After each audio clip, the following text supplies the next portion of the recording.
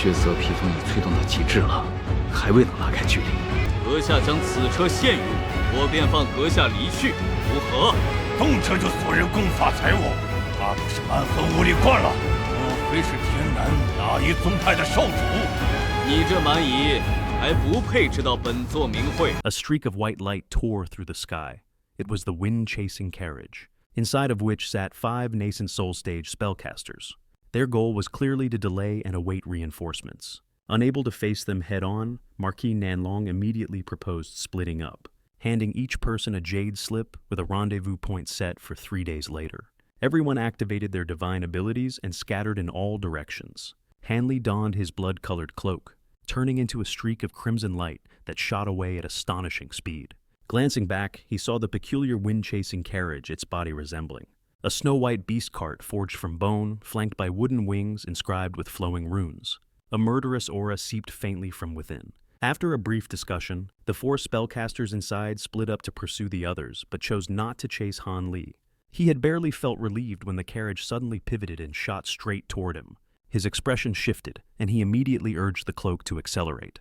Crimson light in front, white light behind the 2 streaks flashed into the vast grasslands, beginning a relentless chase that vanished into the depths of the Molang Steppe within mere breaths. Hanley and the wind-chasing carriage raced like lightning, covering hundreds of miles in the blink of an eye. Yet even with his cloak pushed to its limit, painting a blood-colored trail across the sky, he still could not lose the bizarre carriage behind him.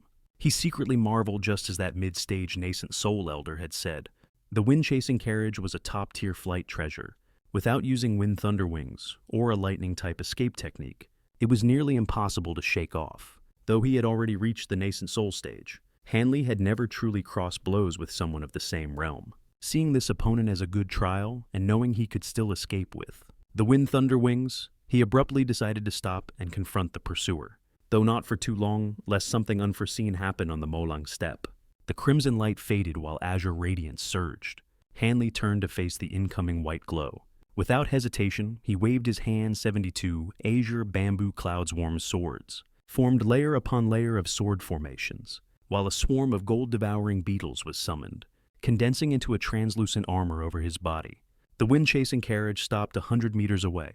The spellcaster inside showed clear astonishment upon seeing the insect armor, but still landed the carriage calmly. Hanley seized the moment and activated an ancient treasure. His small silver bell expanded. Spinning as waves of silver sound, ripples surged toward the carriage. Over 200 sword rays followed like a tidal wave, intent on shredding it apart. Yet the carriage trembled lightly and slipped out of the sonic blast's range. A beam of white light erupted as a cultivator floated out above the carriage. He raised a fist instantly, forming a layer of blue light in midair that absorbed the bombardment of sword rays without faltering. Hanley's expression tightened. The cultivator spat out a blue filament that transformed into a massive serpent, barreling into the swirling sword light, blue and green intertwining in violent shockwaves. Within a few breaths, the old man retrieved the wind-chasing carriage into his storage pouch, revealing a gaunt face covered with strange azure tattoos. His aura was so powerful, Hanley narrowed his eyes. This was a peak early-stage nascent soul cultivator, only half a step from mid-stage. Even more alarming, the blue light barrier he had used wasn't a simple spell, but drawn from several fist-sized beads objects Hanley had never encountered. The serpent, too, was condensed purely from spiritual power, not a true beast. The old man glared coldly. "Stop! I haven't even questioned you yet. Why attack without a word? Cooperate and I, Elder Mu, may spare your life." Hanlei replied icily. "A cultivator and a spellcaster? What is there to talk about?" Still, he paused his assault, waiting to hear the man's intentions. But Elder Mu's words only exposed his ulterior motives. Hanley sneered. "You want to question me? Funny, I have a few questions for you instead." Elder Mu's face darkened. With a cold snort, Hanlei's insect armor trembled, and his swarm of swords contracted, all merging into a massive 20 jang, sword that cleaved downward like a bolt of heavenly lightning. The blue serpent was severed instantly, and the giant sword continued downward, aiming to slice Elder Mu into ashes. Elder Mu immediately spat a mouthful of essence onto a fist-sized blue bead. From it, countless blue threads burst forth, weaving into a massive light net. At the same time, blue radiance erupted from his body, forming a shimmering protective barrier around him. The colossal sword descended. Boom! A thunderous explosion shook the entire steppe. The scene before him exceeded even Han Li's expectations. The The moment the giant azure sword struck the blue silk net, the latter tightened like an unbreakable mesh, locking the blade in place. Not only did the sword fail to cut through, it was gradually restrained, unable to break free. Hanley frowned and prepared to act, but the old man moved first. His hands flashed through a series of bizarre incantation seals, sending multicolored spell formulas shooting into the blue radiance above him. With another resounding boom, the blue light detonated, transforming into countless fist-sized ice crystals that filled more than 10 meters of space. Elder Mu coldly pointed forward. Go. Instantly, the ice crystals shot forward like a storm of arrows, engulfing Han Li's position. Han Li was startled. This was unmistakably a spell technique.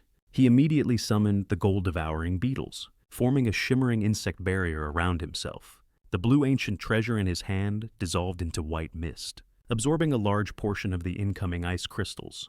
Those that slipped past slammed into the insect barrier with crackling bursts, punching small holes before being instantly filled as new beetles swarmed in.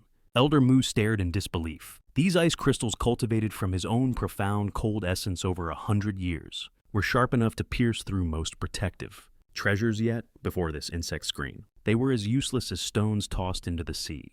Before he could probe further, a thunderous bell chime erupted above him. His entire body shook violently, nearly falling from the sky. The enlarged silver bell had drifted to hover directly overhead at some unknown point, releasing a tempest of sonic force that hammered straight onto the net, restraining the giant sword. Not good. Elder Mu paled. The blue net shattered, and the massive sword broke free, hacking down like heavenly lightning. Elder Mu hurriedly dodged while a blue protective barrier flared around him, shielding his body. When he looked again, the insect barrier had dispersed, the beetle cloud hovering above Han Li's head once more. The young man stood calmly below, holding several jade-green stones in hand, his eyes icy cold, sending a chill down even Elder Mu's spine. What terrified him even more, however, was the blue ancient treasure in Han Li's grasp. Even from afar, he could sense the terrifying cold energy within it, a chill potent enough to threaten even a spellcaster who had cultivated ice arts for more than a century. Steeling himself, the old man asked, "My spell technique was broken by that thing. Just what kind of treasure is it?" Han Li smirked. "Want to know? Then perhaps you should explain that spell technique of yours first." Before he even finished speaking, Elder Mu's expression twisted with anger. He slapped his storage pouch, summoning a small black mountain, which he hurled into the air. In an instant, it swelled, expanding into a Tenjang peak, then dozens of zhang, growing larger and larger without end. Han Li immediately directed the colossal sword downward. The blade carved a trench 7 or 8 zhang deep into the black mountain, but it regenerated instantly. Within moments, the mountain had expanded into 100 zhang colossus, its oppressive aura as if capable of crushing the heavens themselves. One thing was obvious: being struck by it meant certain annihilation. Elder Mu pointed downward. Fall. The mountain vanished from sight, reappearing directly above Han Li as it smashed downward. Han Li's expression shifted drastically. A clap of thunder erupted, silver light flickered, and he disappeared. His figure rematerialized more than 10 meters away. A pair of brilliant wind thunder wings unfurled behind him. Teleportation! Elder Mu gasped, recoiling in alarm. In that instant, Elder Mu understood this opponent was no ordinary nascent soul stage cultivator. With his teleportation-like movement technique, Elder Mu could neither lock down Han Li nor force him to stay.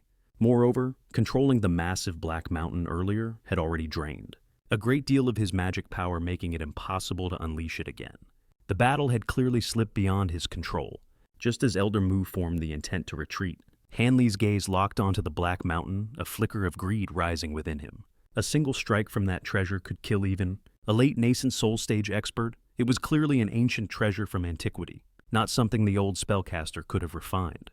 If Han Li could seize it, it would perfectly compensate for his lack of raw offensive power. And that wind-chasing carriage was equally tempting. Having made up his mind, Han Li's expression turned cold. Though they had only fought briefly, he had already seen through Elder Mu. All of the man's spell arts were ice attributed, while Han Li's Ganlan Ice Flame was their natural nemesis. The only real threat was the Black Mountain. But as long as Han Li used the Wind Thunder Wings, Elder Mu would have no chance to summon it in time. The blue lotus in Han Li's hand flared, melting into a cluster of eerie blue flames. At the same moment, the giant sword and silver bell activated beside him. With a thunderous crack, Han Li teleported forward, reappearing within 100 meters of his opponent. Sword chi filled the heavens, the silver bell unleashed rolling sound waves, and layer after layer of sword shadows sealed Elder Mu from all directions. Although heavily suppressed, Elder Mu remained composed, reinforcing his protective barrier and transforming blue, spiritual light into numerous rotating ice shields. Hanli flashed once more, appearing right beside him in a burst of lightning, unleashing a dense flurry of azure spirit needles. The threads pierced through the blue barrier and struck the ice shields only to freeze instantly, dropping away as crystalline ice needles. Elder Mu was overjoyed, believing Han Li had foolishly brought about his own death. At such close range, he spat a beam of blue light straight at Han Li's, but the youth vanished in a flash of silver. The enormous black mountain flew back over Elder Mu's head, further reinforcing his defenses.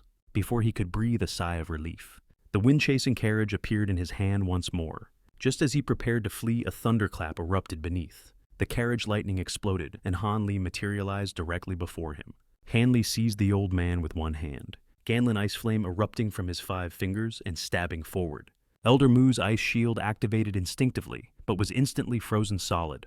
Blue frost crawled across his protective barrier and half his body, sealing him within moments. Panicking, Elder Mu summoned his core fire, white and blue flames intertwining in a fierce struggle. Han Li merely snorted. With a flick of his hand, a sword chi fell. Elder Mu screamed in despair as half his head was frozen over completely. In the moment between life and death, his spiritual aperture burst open and his nascent soul shot out. Han Li immediately released the golden arc, but the blue nascent soul dared not hesitate, using a secret escape technique. It flickered across 100 meters in an instant, then vanished entirely. The bead treasure and the black mountain disappeared with it as it fled. Han Li simply watched the fading blue light in silence, choosing not to pursue. With his current wind thunder wings, he could not match the pure lightning escape technique of a nascent soul. If he could not kill it in a single blow, chasing would be pointless. He lowered his gaze to the completely frozen corpse below. His expression did not change as he raised his hand. Crack! Elder Mu's body shattered into countless blue crystalline fragments, scattering like cold dust across the vast steppe.